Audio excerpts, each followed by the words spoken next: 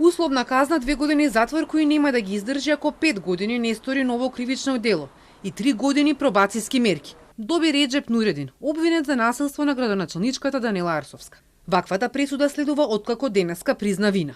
Според обвинението, на 11 јули грубо ја навредувал и се заканувал и ја загрозил сигурноста додека била на увид во чаир по пријава за дивоградба.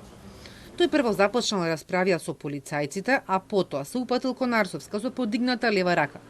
Но полицијата спречила да дојде до контакт.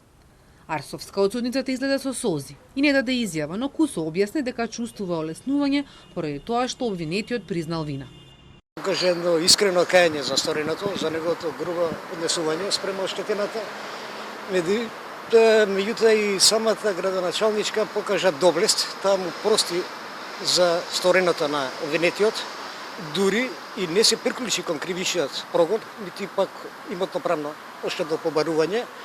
Имаше навистина таква доблест што помогна и за изречената алтернативна казна во случајот, максималната алтернатива 5 години, бидејќи навистина во случајот постојат особено лестителни околности, не само извинувањето, каењето за стореното страна на обвинетиот, меѓутоа и ветувањата дека ќе се клонат такви испади во понатамошниот тек.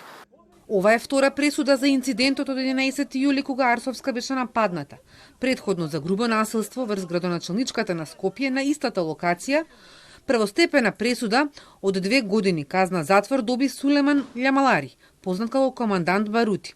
Според обвинението, Љамалари ја нападнал градоначалничката физички, вербално нанесувајќи и телесни повреди и упатувајќи сериозни закани. Тој негираше вина. Тврдеше дека тој бил нападнат од неа.